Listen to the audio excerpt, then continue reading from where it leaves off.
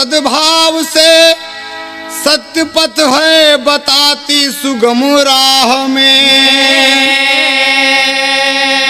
निर्धन निर्बल को कोई सताए नहीं, आग होती गरीबों के ही आह में। ईश ने मानव तक तन जग में उत्तम दिया, जिसका रखवाला वह ऊपर वाला रहे। मारने वाला दुनिया में कोई नहीं। देखिए आप एक कहानी सुने। कभी कहता है, एक गजल का नमूना मिला।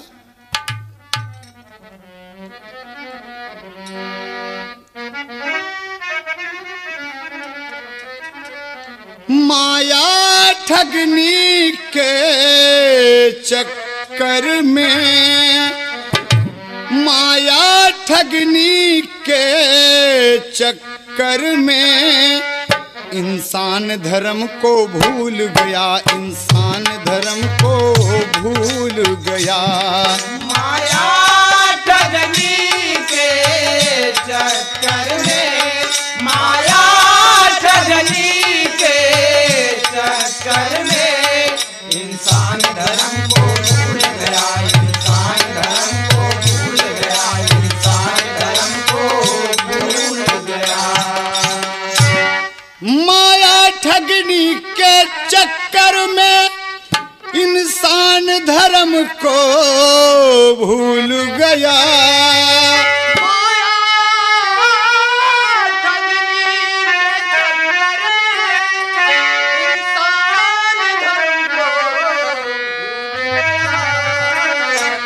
वैभव दुनिया में पा करके, वैभव दुनिया में पा करके निज रंग रूप पे फूल गया, निज रंग रूप पे फूल गया। वैभव दुनिया में पा करके, वैभव दुनिया में पा करके निज रंग रूप पे भूल गया, निज रंग रूप पे भूल गया, निज रंग रूप पे भूल गया। देखिए आप ध्यान दें, बड़ा आनंद मिलेगा। बड़ी ही हृदयग्राही कहानी आपके सामने पेश है। यह जिस्म खुदा ने बख्शा, जिस्म खुदा ने बख्शा, यह जिस्म खुदा ने बख्शा, उसका तुम शुक्र बजावो। ईमान धर्म पहचानो, दुनिया में नाम कमाओ। ईमान धर्म पहचानो, दुनिया में नाम कमाओ। ईमान धर्म पहचानो, दुनिया में नाम कमाओ। कोई भेदभाव ना रखिए, कोई भेदभाव ना रखिए, कोई भेदभाव ना रखिए। सबको तुम गले लगाना, सबको तुम गले लगाना, सबको तुम गले लगाना। है फर्ज जो एक इंसान का हर वक्त तुमसे निभाना। है फर्ज जो इंसान का हर वक्त तुमसे निभाना। है फर्ज जो इंसान का हर वक्त तुमसे निभाना। ईमान धर्म सच्चाई से जो शख्स यहाँ से चला गया, इंसान धर्म सच्चाई है, जो शख्स यहाँ से चला गया। मालिक के कदमों में पहुँचा, मालिक के कदमों में पहुँचा और स्वर्ग में झूला झूल गया, और स्वर्ग में झूला झूल गया। मालिक के कदमों में पहुँचा, मालिक के कदमों में पहुँचा और स्वर्ग का झूला झूल गया, और स्वर्ग में झूला झूल गया, और स्वर्ग में झूला झूल गया। माया ठगनी के चक्कर में इंसान धर्म को भूल गया,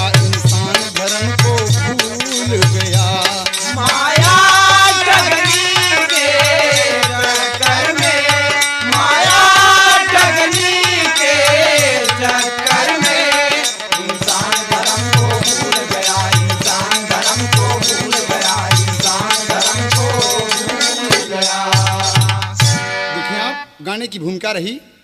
अब आप कहानी पर आ जाएं। एक सियारिन है, दोनों पति पत्नी रह रहे हैं। सियारिन गर्भवती है और बच्चा होने का वक्त करीब है।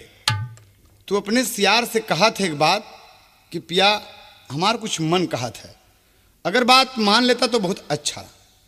कि बोला अरे तू तो हमारी जान से ज़्यादा प्यारी है। बोला ना का चाहत हो? तो का कहा था?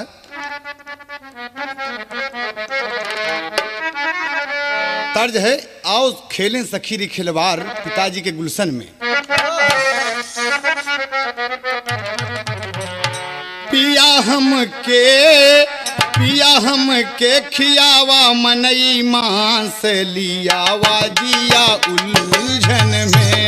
पिया हम के खियावा मनई मांस लियावा जिया उलझन में। ओ पिया हम के खियावा मनई मांस लियावा जिया उलझन में। कहना है, गर्भवती मैं हूँ बालम है मानो मांस की इच्छा राजा। गर्भवती मैं हूँ मानो मांस की इच्छा राजा। गर्भवती मानो मांस की इच्छा राजा। नहीं बेटवा के लार चुए हम मांगी तो से भिक्षा राजा। नहीं बेटवा के लार चुए हम मांगी तो से भिक्षा राजा। नहीं बेटवा के लार चुए हम मांगी तो से भिक्षा राजा।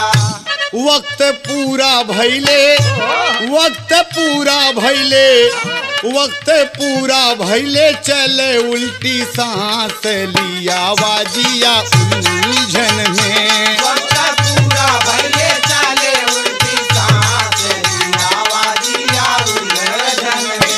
वक्त पूरा भैले चले उल्टी सांस लिया वाजिया उलझन में। पिया हम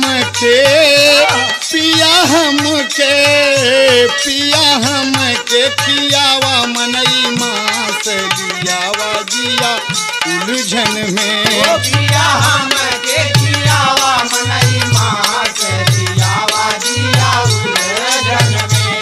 पिया हम के खियावा मनई मांस लियावा जिया उलझन में। कहा अच्छा मनई के मांस खाए के तोहार मन कहा था कि हाँ अगर लिया देता तो बहुत अच्छी बात रही। सियार कहा अभी जाते हैं हम। सियार सियारिन की बात सुनकर हंसता है और कहता है कि अगर तेरी इच्छा है तो मैं जा रहा हूँ और मानव का मांस इंतजाम करके लाता हूँ। सियार चलते चलते एक नदी के किनारे पर पहुंचा तो क्या देखता है कि उस राज्य का राजा अपनी रानी को पुत्री पैदा होने के आरोप में घर से पुत्री सहित निकाल दिया था। रानी ले लेके भटक रही थी, निकाल दिया था और वो देख रहा है। और रानी जाकर नदी में अपनी लड़की को लेकर कूद जाती है। रानी तो मर जाती है लेकिन भगवान की कृपा से लड़की किनारे लग गई। वहीं पर रो रही थी। सियार लड़की को देखा और बड़ा प्रसन्न हुआ। अपने मुंह में दबाकर अपनी गुफा की ओर चल पड़ा कि मेरी पत्नी की इच्छा पूरी होगी। ये इंसान है, ये लड़की है, इसका मांस उसको खिलाएंगे ताकि मेरे बच्चों को लार न चुए। लेके जो चलता है और इधर गुफा में सियारिन परेशान है, अगल बगल कोई नहीं, रो रही है। बच्चा होने का आयन वक्त आ गया है। कवि को भाव देना पड़ा। अरे बदन के पीड़ा से बाउर सियारिनी तड़प तड़प रही जाई। बदन के पीड़ा से बाउल सियारिनी तड़प तड़प रही जाए। बदन के पीड़ा से ओ बाउल सियारिनी तड़प तड़प रही जाए। बदन के पीड़ा से बदन के पीड़ा बदन के पीड़ा बदन के पीड़ा बदन के पीड़ा बदन के पीड़ा से बाउल सियारिनी तड़प तड़प रही जाए। बदन के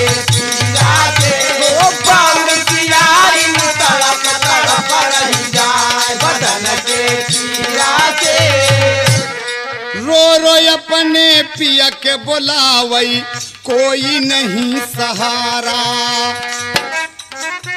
अरे संतान की पीड़ा या जब है होती बहे अश्क की धारा, बदन की पीड़ा से, बदन की पीड़ा से आधी रात की जोर जोर चिल्लाई, बदन के पीड़ा से आधी रात की जोर जोर चिल्लाई, बदन के पीड़ा से आधी रात की जोर जोर चिल्लाई, बदन के पीड़ा से बदन के पीड़ा, बदन के पीड़ा, बदन के पीड़ा, बदन के पीड़ा, बदन के पीड़ा से आधी रात की जोर जोर चिल्लाई, बदन के पीड़ा से आधी रात की जोर जोर चिल्लाई, बदन के पीड़ा से। देखे चिल्ला रही है, कोई सहारा देने वाला उसको नहीं है। परेशान सियारिन रो रही है। अरे बाप रे, बच्चा होने में कितना दर्द होता है। एक जानवर महसूस कर रहा है कि भगवान मेरी नई जिंदगी होगी, ये दुनिया के मालिक जल्दी इस नर्क से हमें उबार दे। और इधर देखिए भगवान को याद करती है। ईश्वर की भई कृपा उदर से दो बच्चों को जाया, ईश्वर की भई कृपा उदर से दो बच्चों को जाया। इधर सियारिन बेहोश भैली, उधर सिया रवाया, बदन की पीड़ा से, बदन की पीड़ा से चारी उवरिया देखे नजर घुमाई, बदन के पीड़ा से चारी उवरिया देखे नजर घुमाई, बदन के पीड़ा से चारी उवरिया देखे नजर घुमाई, बदन के पीड़ा से बदन के पीड़ा, बदन के पीड़ा, बदन के पीड़ा, बदन के पीड़ा, बदन के पीड़ा से चारी उवरिया देखे नजर घुमाई, बदन के पीड़ा से चारी उवरिया देखे नजर घुमाई, बदन के पीड़ा से। कहाँ गई हो? बच्ची वहीं पे उतार दिया, बच्ची रख दिया और गुफा के चारों तरफ देखता कि सियारिन हमार कहाँ गई, कहाँ गई हो? सियारिन बेहोश पड़ी है और देखे जब गुफा के अंदर तो रे बप्पा रे, दुई बच्चा पैदा और सियारिन बेहोश है। बुला सियार घबरा गया कि कहीं हमारी पत्नी मर तो नहीं गई, और जल्दी से मुंह लगा के ओके जब देखे तो सांस आवत रहा है, सांस आवत रहा है और झकझोरा उसे। तो जब ओके होश आए कहीं पागल नहीं तो, अरे का देखत है, मनई मान से जल्दी खा। तो सियारिन उड़ गई और लगी हंसे, कहे पिया अरे अब तो सब बेकार है, जौने बदे हम मनई मांस मंगाए वो काम तो हो गई ले। कहन का भा? कहन घरे में गुना गुनावा बजे, अरे घरे में गुना गुनावा बजे, सावन बरसा ए बादल गरजा, सावन बरसा दुईठी बुनावा, घरे में गुना गुनावा बजे।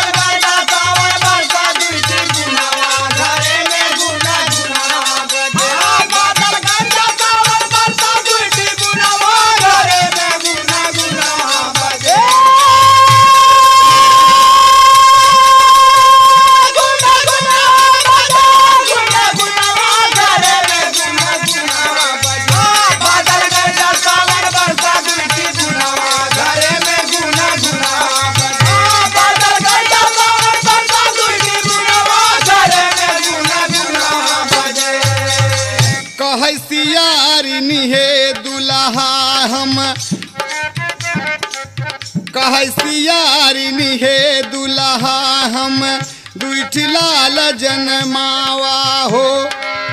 खड़े खड़े तब सियार बोला मन ईमान सलियावा हो। गर्भ की इच्छा पूर हो गई अब जिन धर्म गवावा हो। घरी धुई घरी आराम कई के कन्या फिर पहुँचावा हो। घड़ी दुई घड़ी आराम करके कन्या फिर पहुँचावा हो। घड़ी दुई घड़ी आराम करके कन्या फिर पहुँचावा हो। कहे अरे पिया अब सब बेकार है। कहे हम ले आए है, अरे एक सुंदर लड़की ऊपर है, अरे खाले जी भर के कहना बेकार है। गई देखा था, कहें पिया एके आप पहुँचाई दे, ई जेकर बिटियाया ओके दे दे। अरे पीड़ा महतारी का आप नहीं समझ सकते। अरे बप्पा रे हमका आज मालूम भवा ये पहले उठी के जो दो लड़कियाँ पैदा भन के कितना दर्द होता है। पिया ये जेकर बच्चियाँ पहुँचाए, कहीं नदी के किनारे मिली है, ये नदी के किनारे मिली, एक उठा के हम ले आए। अब बोला कहीं इसको ले जाकर आप गांव में छोड़ दीजिए, कोई पा जाएगा उसका भला होगा। कहन बा सियार को क्रोध आ गया, कहा था, चटक के बोला सियार ये का के जाई लौटावई। अरे छोड़ गुफाना जाब गांव में कुकुरन से चितवावई हो। घरे में घूमे कुनवा बजे, अरे घुमावई नयन सियरवा के चढ़ गवा जनुनवा। घरे में घूमे गुनावा बजे।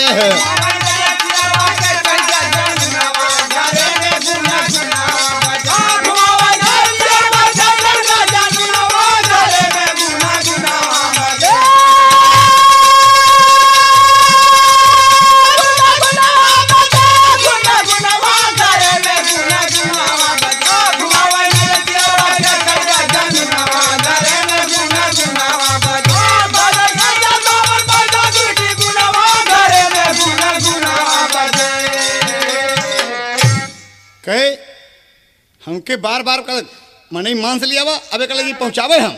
हट! कहे पिया ऋषियाजिन अगर आप नहीं जाता तो ये इंसान है, हम सब जानवर हैं। तर्ज लग गई नदिया के पार से।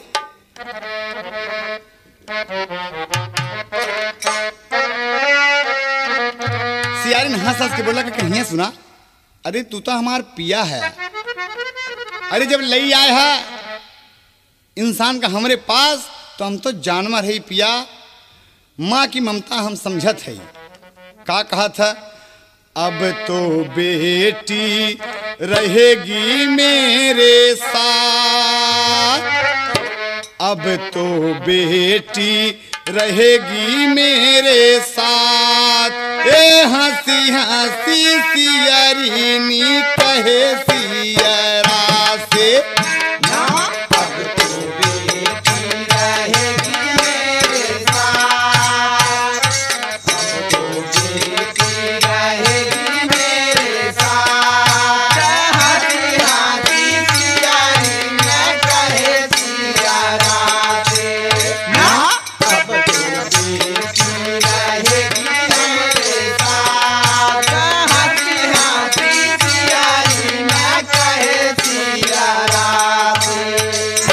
स्वामी माता की ममता के दुनिया में समता नहीं है। माई की ममता की दुनिया में समता नहीं है। माई की ममता की दुनिया में समता नहीं है। सहन की किसी में भी क्षमता नहीं है। सहन की किसी में भी क्षमता नहीं है। सहन की किसी में भी क्षमता नहीं है। कोई समता नहीं है, कोई क्षमता नहीं है। कोई क्षमता नहीं है, कोई क्षमता नहीं है, कोई क्षमता नहीं है, कोई क्षमता नहीं है। तोहरे पग पे बलम हमरो मात, हे हंसी हंसी सियरिनी कहे सियरा से ना तोरे पग के बालम हमरो माँ, तोरे पग पे बालम हमरो माँ। हंसी हंसी सियारी में कहे सियरा से ना तोरे पग पे बालम हमरो माँ।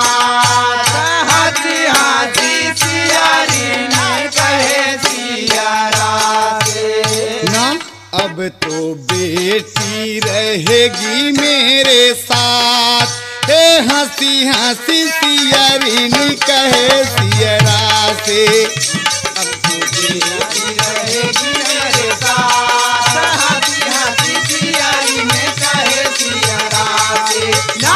अब तो बेटी रहेगी मेरे साथ, बहुत अच्छे लगे बहादुर। हंसी हंसी सियारी यार बेटवा। में कहे सियरा से। जा अगर ना पहुंचेबा ते के अपने पास रख पालब, जो हमार फर्ज है पिया। हम मालिक से यही दुआ करेंगे कि बिटिया हमारे पास सदैव रहा है और एक पालब। जो भी होगे जो भी होगा इसे हम खिलाएंगे पिलाएंगे बड़ा करेंगे। कहा एक बात बताओ, जानवर के यहाँ इंसान कैसे पलेगा? कहा ईश्वर सब कुछ कर देता है, उसके यहाँ देर है पिया अंधेर नहीं है। वो संभव को असंभव और असंभव को संभव बना सकता है। ईश्वर की ये काम, ईश्वर का ये काम है पिया। कहा वाह, इतनी तो कहें हाँ। कहें पिया एक नया जीवन नारी को मिलता है जब ओकरे बच्चा पैदा होता। गर्भ से छुटकारा पाने पर वो पीड़ा सिर्फ माँ बनने वाली नारी ही जान सकती है। यह बेटी मुझे बहुत प्यारी लग रही है। आज से मैं अधर्म पर कदम नहीं रखूंगी। सियार ने कहा कि नहीं खाओगी? कहीं नहीं खाएंगे। नहीं खाओगी? नहीं खाएंगे। नहीं खाओगी? नहीं खाएंगे। तो कहा तो फिर सियारिन, अरे बेटी के पालब समझ करके थाती, धर्म जिन गवावा जिन गिया के साथी। धर्म जिन गवावा जिन गिया के साथी, धर्म जिन गवावा जिन गिया के साथी। बेटी के पालब समझ करके थाती, धर्म जिन गवावा जिन गिया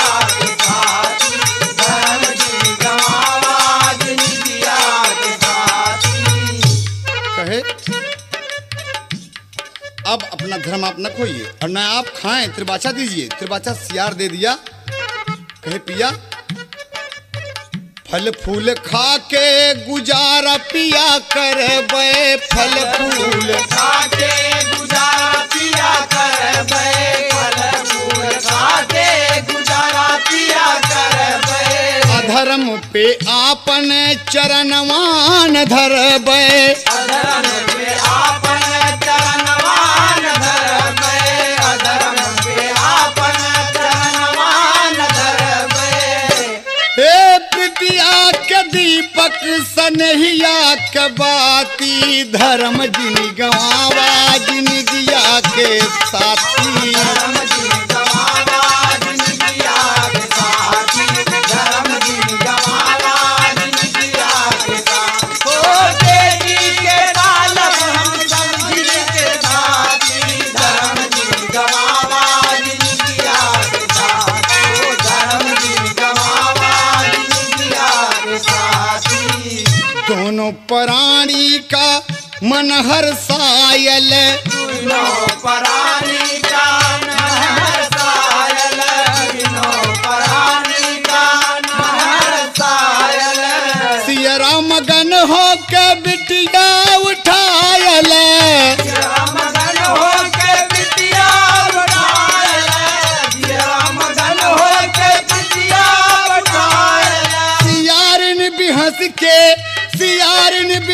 के लगा लिहलस छाती, धर्म जिन गवावा जिन गिया के साथी। धर्म जिन गवावा जिन गिया के साथी, धर्म जिन गवावा जिन गिया के साथी।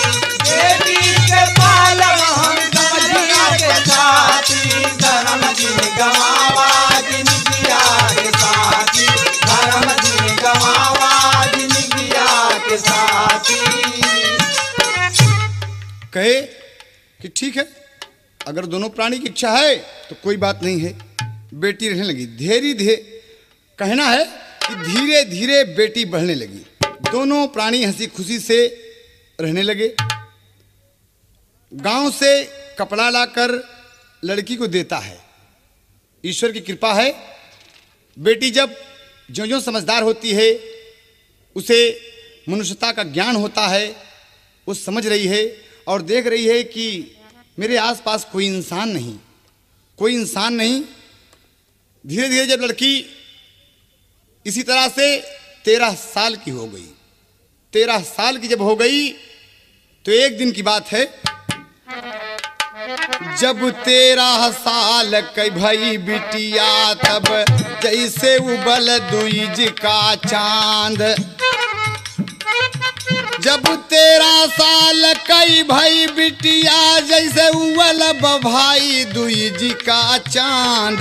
झंझट शादी ब्याह का भइले क्योंकि बेटी भयल सयान। टुकुर टुकुर सियरनी ताकत बा शादी कहाँ होई भगवान। ठाट बाट घर बर सब सोचई, ठाट बाट घर बर सब सोचई, हम है जानवर ई इंसान।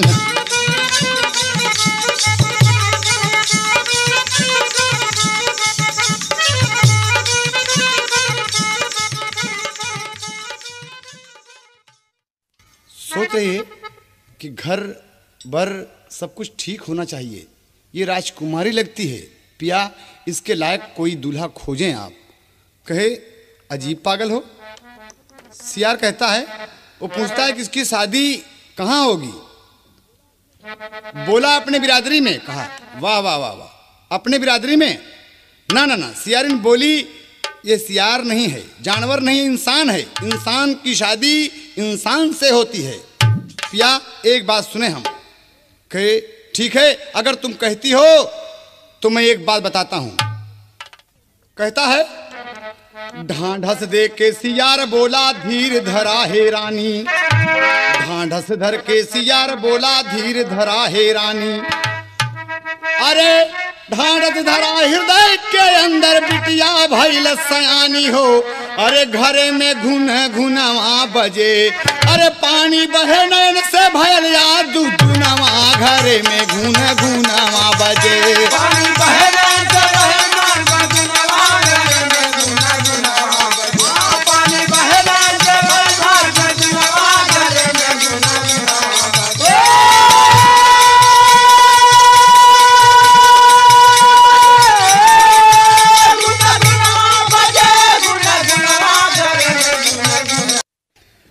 अरे सोच समझ के चला शहर की ओरी अपने मनवा में। सोच समझ के चला शहर की ओरी अपने मनवा में। अकतौ को पूर्णा कराई दयु बर जोरी अपने मनवा में।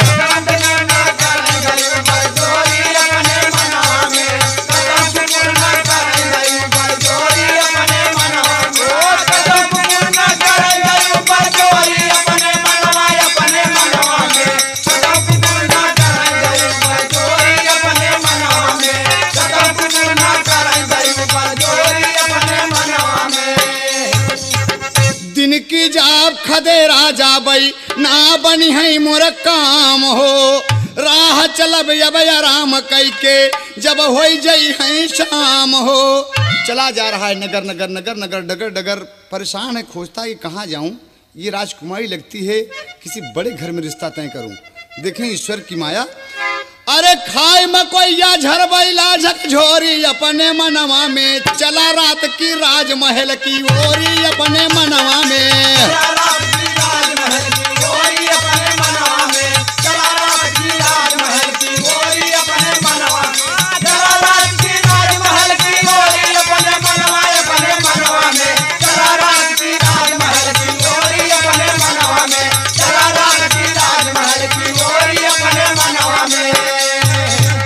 कंचनपुर में पहुंचता है। राजा कंचन के राजमहल के प्रांगण में जब पहुंच गया, द्वारपाल से कहता है कि अपने महाराज को बुलाओ।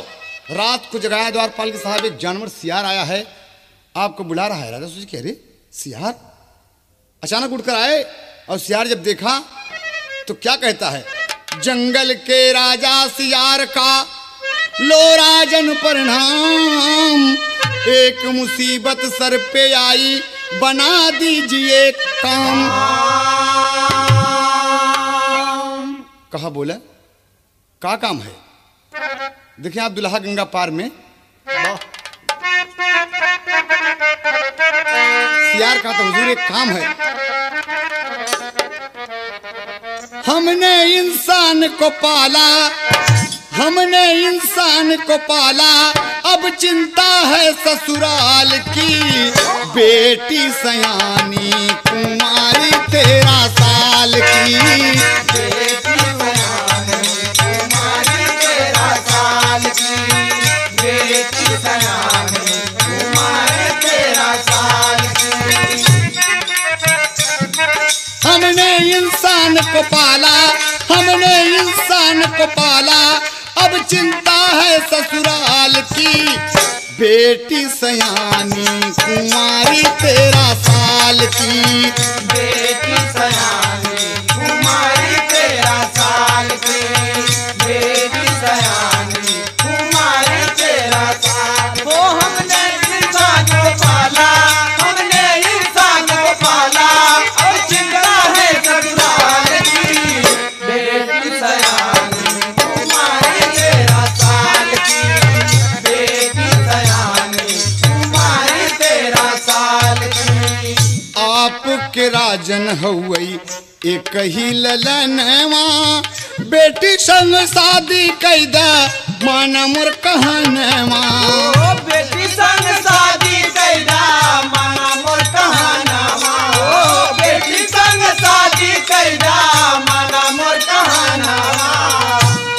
हम खुद लेकर आएंगे, हम खुद लेकर आएंगे, निपराज महल में पाल की, बेटी सयानी कुमारी 13 साल की, बेटी सयानी कुमारी 13 साल की, बेटी सयानी कुमारी 13 साल की। हम खुद लेकर आएंगे, हम खुद लेकर आएंगे, निपराज महल में पाल की, बेटी सयानी कुमारी 13 साल की, बेटी सयानी कुमारी 13 साल की। कहा महाराज मेरी एक लड़की है, बचपन की कहानी बताया जब तो राजा चकित रह गए और बिगड़ गए कि भाई तू जानवर है, मैं इंसान हूं, ये शादी कभी नहीं होगी। कहा ए महाराज, अरे अगर आप नगर के राजा हैं तो जंगल का राजा मैं हूं, अपनी बिरादरी का राजा हूं, अरे हम तमाम सियार जंगल के जानवर आपके दरवाजे पे इकट्ठा कर दे महाराज, अगर हमारी बिटिया से आपके राजकुमार की शादी नहीं होगी तो। राजा चकित हो गए कि बप्पा रे इस ससुराल जानवर हो के हड़कावत है। तो एक ड्रामा किया, कहा अच्छा ठीक है भाई मंत्री जी बुलाओ और जरा से पुरोहित जी को बुलाओ, शादी पक्की करो भाई। देखें आ गए पुरोहित जी। कहा सियार जी, कहा हाँ हुजूर, एक शर्त है, शादी इस शर्त पे होगी कि जिस दिन हम लड़की की डोरी लेकर आएंगे हमारे बिरादरी के 10-5 हजार लोग हमारे साथ होंगे और सबको खाने का प्रबंध हो महाराज, हम तो जानवर है और आपके नगर के सारे कुत्ते बंधवा दिए जाएं, और नहीं महाराज झगड़ा हो जाए तो कोनो बहुत गड़बड़ हो जाए महाराज, हम सियारों कुकुर में।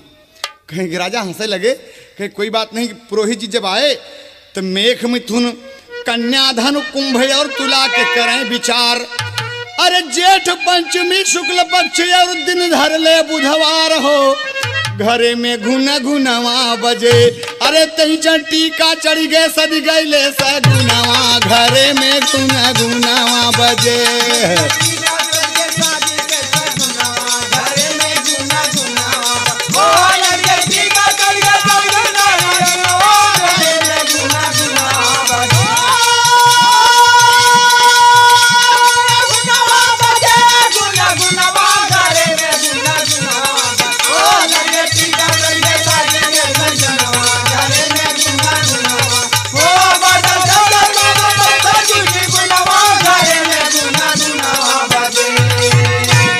और टीका चढ़ा दिया। देखिए में एक मिथुन, कुंभ, कन्या, तुला हर राशि के विचार करके लगन, मुहूर्त, नक्षत्र सब देखकर दिशाशूल सब लहवाए कि सियार पक्का के बिटिया का हमारे कौनों ससुराल में तकलीफ न हो। टीका चढ़ गया शुक्ल पक्ष में और दिन बुधवार रहा।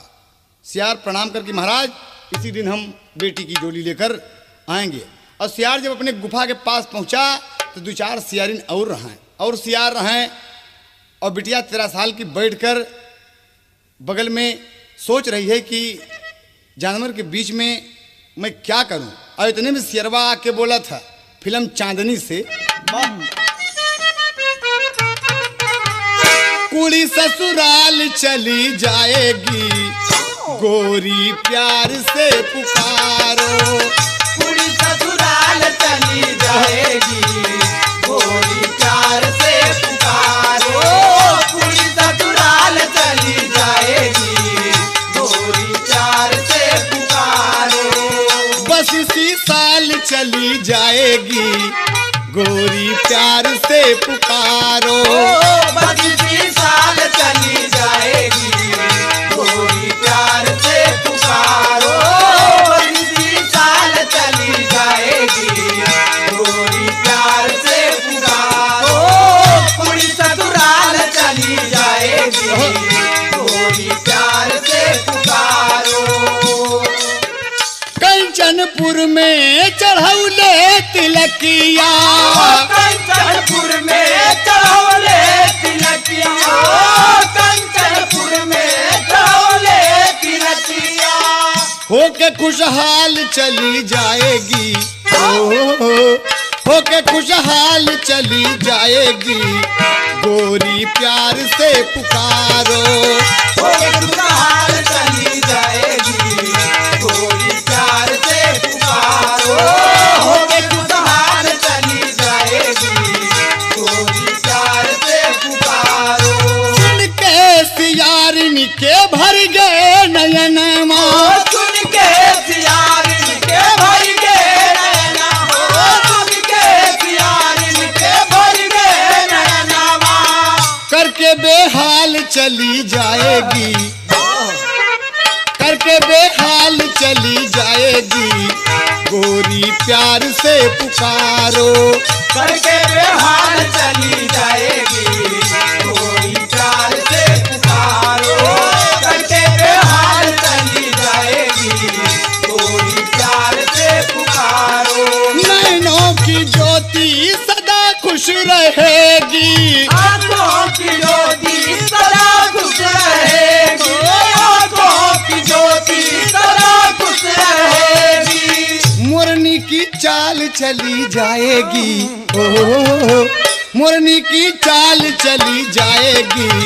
गोरी प्यार से पुकारो, मोरनी की चाल चली जाएगी गोरी प्यार से पुकारो, मोरनी की चाल चली जाएगी गोरी प्यार से पुकारो, कुड़ी ससुराल चली जाएगी गोरी प्यार से पुकारो, कुड़ी ससुराल चली जाएगी गोरी प्यार से पुकारो। कौनो तकलीफ बिटिया का नदी हो आज से, ये कुछ ही दिन की मेहमान है।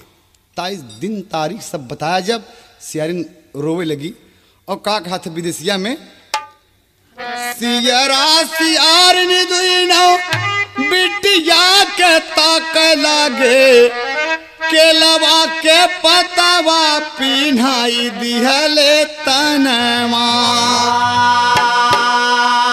सियरिन कहन लागी हारे तकदीर मोरी, बिटिया के तन पे नहीं ये कहू गहनवा,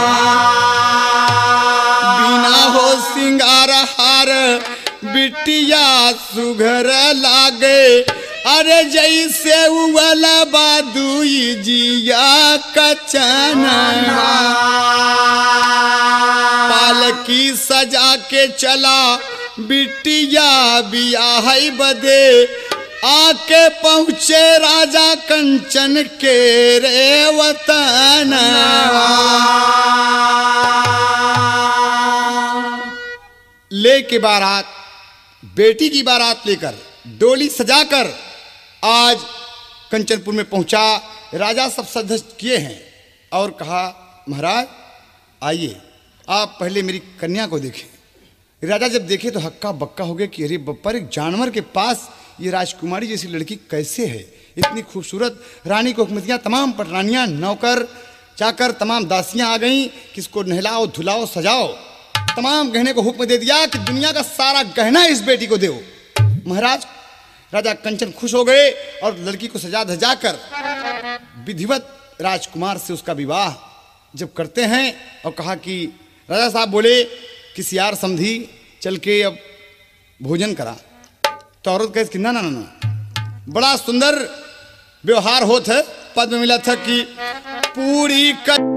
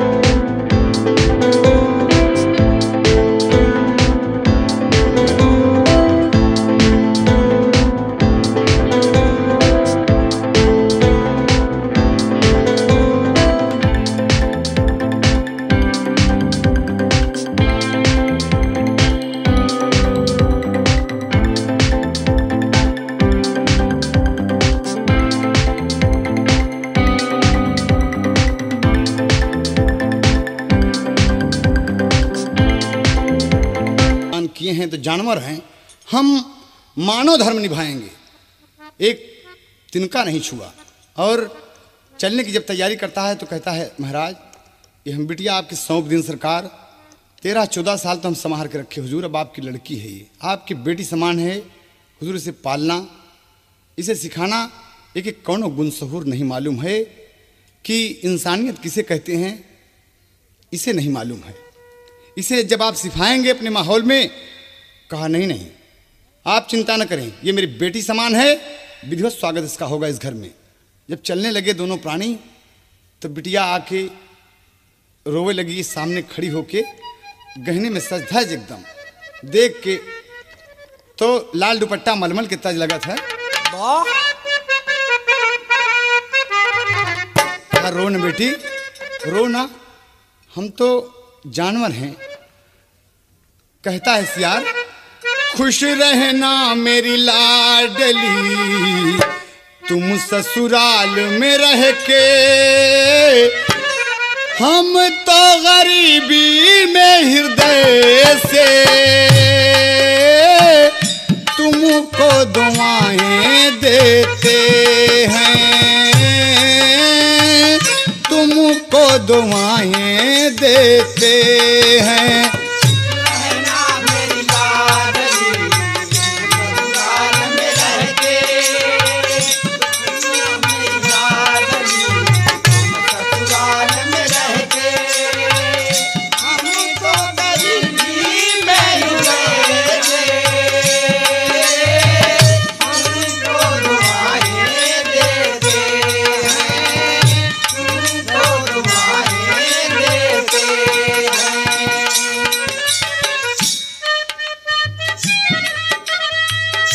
आशीर्वाद देता है। वह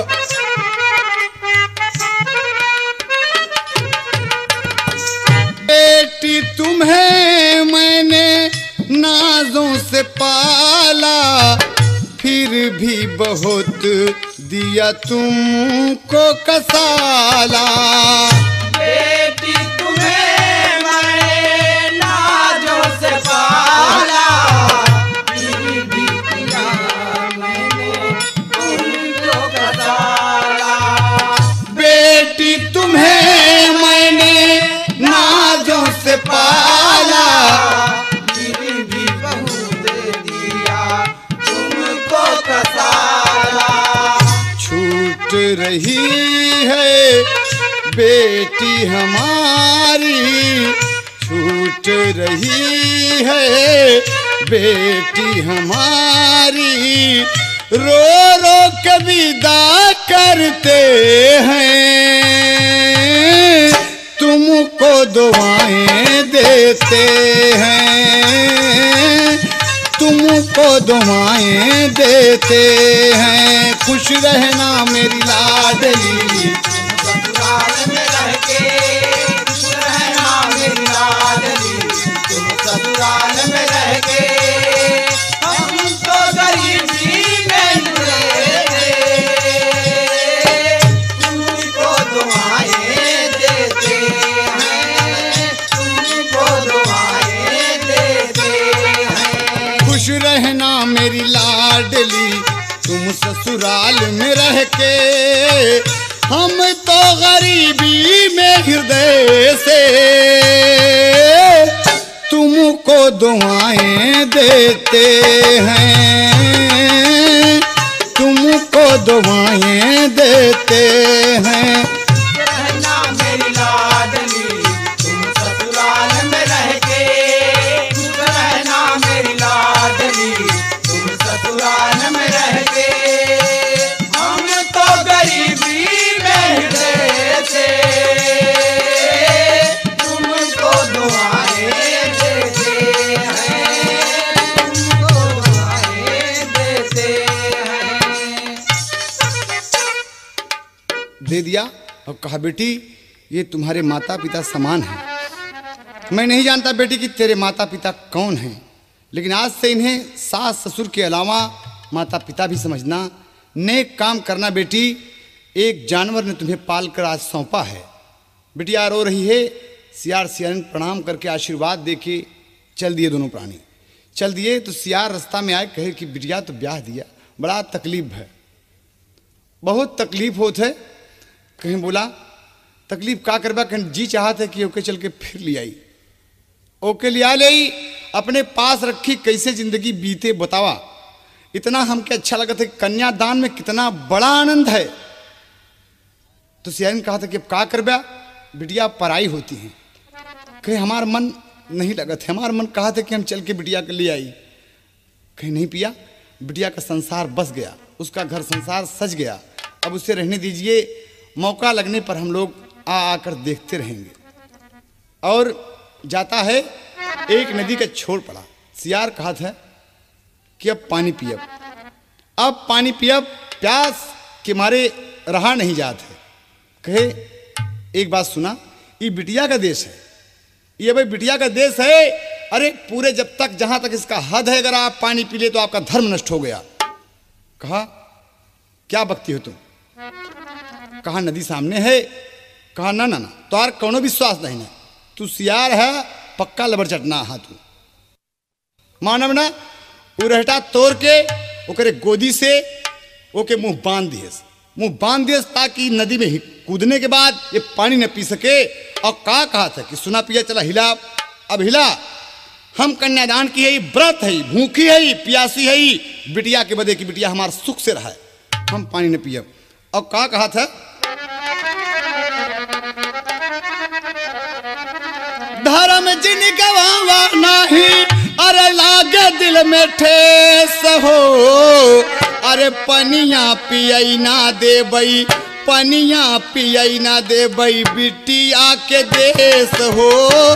पनिया पियई ना दे बई, बिटिया के देश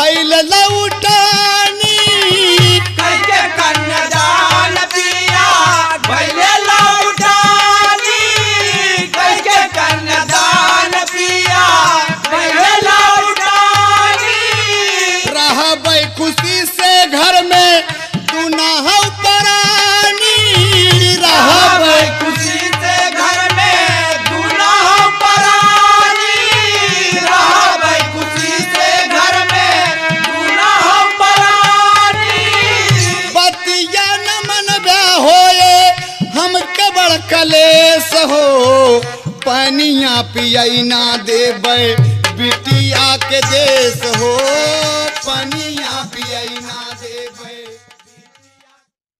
कहा नदी में कूद गए, सियरवा रह रहे के मूड़ी नीचे कह देता, सियारिन ऊपर उठा देता कि ना आपका हमार कसम आ कन्यादान का ख्याल करा पिया अपने बिटिया का जेकर 13-14 साल पहले अपने घर के अंदर वो बिटिया के खुशी के लिए हम व्रत है और हम जब तक अपने नगर में न पहुंच जाओ हम पानी न पिया पिया खबरदार नीचे मुड़ी आप नहीं करेंगे। आप ऊपर मुड़ी उठा के चला तो हमें विश्वास हो नहीं तो कोनो भरोसा नहीं ना कि पी ले पानी तू। सियार ऊपर कहा था ऊपर मुड़ी उठा के कोई बात नहीं भाई, अगर तू कहा था तो ऐसे सही।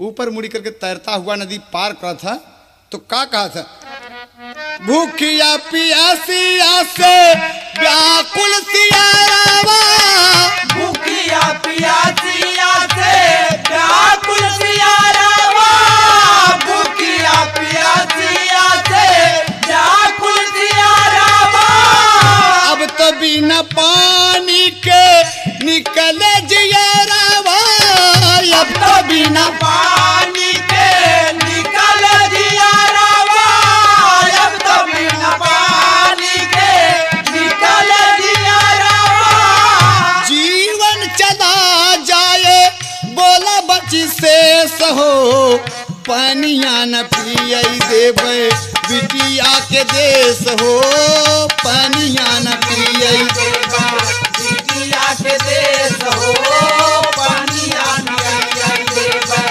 बिटिया के देश हो पानिया न पियई बिटिया के देश हो बिटिया के देश हो बिटिया के देश हो बिटिया के देश हो पानिया पियई न देबै बिटिया के देश हो पानिया न पियई देबै बिटिया के देश हो पानिया न पियई देबै। बस इतने में दोनों प्राणी पार उतर गए और तड़पत है सियार, रास्ता नहीं चला जा, गिर पड़त है, गिर जाता है सियार। सियार ने उठा तो पिया तनिक धीरा रखा थोड़ी दूर और रह गया है, बस 1 मील और चला पिया अपन देश मिल जाई। प्रेम से पानी पिया खाया सब कुछ किया पिया, कहे अब हमसे चला नहीं जाता। एक कुआं दिखाई पड़ा, छटपटा के सियार पहुंचा, वहीं पर गिर पड़ा, उड़ान में थोड़ा सा पानी है, कहे हुक्म दिया पानी पी ले वरना जिंदगी नहीं बचेगी। कहा पिया मर जाना बेहतर है लेकिन बेटी के देश पानी पीना अच्छा नहीं है पिया, पानी आप न पिए पिया, ये हमार त्याग एक दिन रंग लाई पिया, हमार तपस्या एक फल बड़ा मीठा हो पिया। कहे मुझसे चला नहीं जाता। नदी के किनारे पे जो कुआं है थोड़ा सा पानी है, वो कहता कि यही पिए दे, यही गंदा पानी पी ले दे। हम क्या कहना पानी ने पिया, अंततो गत्वा कभी को कहना पड़ा कि कब तक आदमी बर्दाश्त कर सकता है, चलने की शक्ति नहीं रहेगी, ताकत नहीं रह गई। परेशान दोनों प्राणी सियारिन कहे कि हमारो हालत खराब है, दोनों दोपहरिया में लेटे हैं, गर्मी लू चल रहा है। और क्या कहा थी, ईश्वर का विमान सज गया, त्याग पर, व्रत पर, तपस्या पर, उसके फर्ज पर दुनिया का मालिक कचक सुदर्शन घूम गया। और का होता अंत में व्रत पूरा भाव पहुंचे नहीं अपने घरे, अरे दोनों प्राणी जाके नदिया किनारावा मरे। दोनों प्राणी जाके नदिया किनारावा दोनों प्राणी जाके नदिया किनारावा किनारावा मरे हो राम किनारावा मरे हो राम किनारावा दोनों प्राणी जाके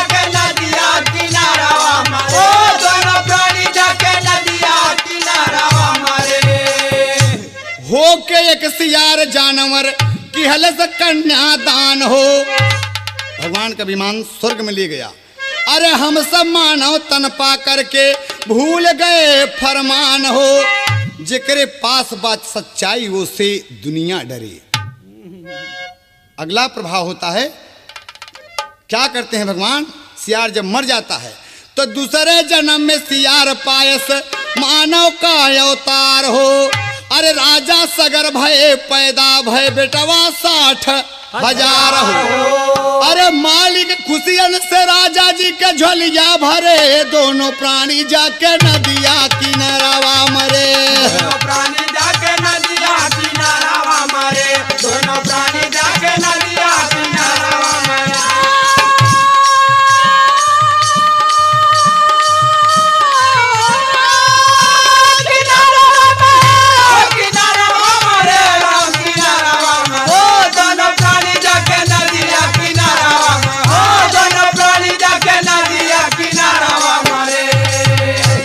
सगर पैदा हुआ, सियार ये तपस्या ये रंग लाई। और सगर बजाय कन्यादान में इतना मजा मिला कि एक बिटिया का कन्यादान किए तो मानव तन पाए। भगवान से मांगते हैं कि 60,000 कन्या दे, लेकिन मुंह से निकल आए कि 60,000 पुत्र। राजा सगर के 60,000 पुत्र कपिल देव के द्वारा सब भस्म कर दिए गए। तो देखें आप, इसी वंश में असमंजस भय अंशुमान भय जस सागर में सीप हो। अरे अंशुमान के बेटवा भैले, अरे अंशुमान के बेटवा भैले देखा नृपत दिलीप हो। अरे भगीरथ गंगा कालियौले सारी दुनिया तरे, दोनों प्राणी जाके नदिया किनारावा मरे। दोनों प्राणी जाके नदिया किनारावा मरे, दोनों प्राणी जाके नदिया किनारावा मरे।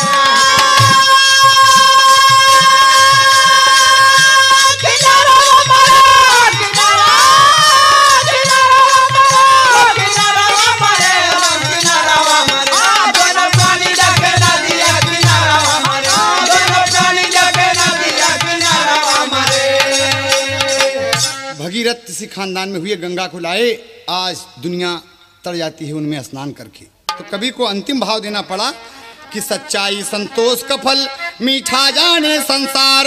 अरे भुल्लुर दादा स्वर्ग गए व्याकुल भय राम आधार हो। घरे में गुन गुनवा बजे, अरे हैदर अली लगावई भाई दुश्मन के चुनवा। घरे में गुन गुनवा बजे।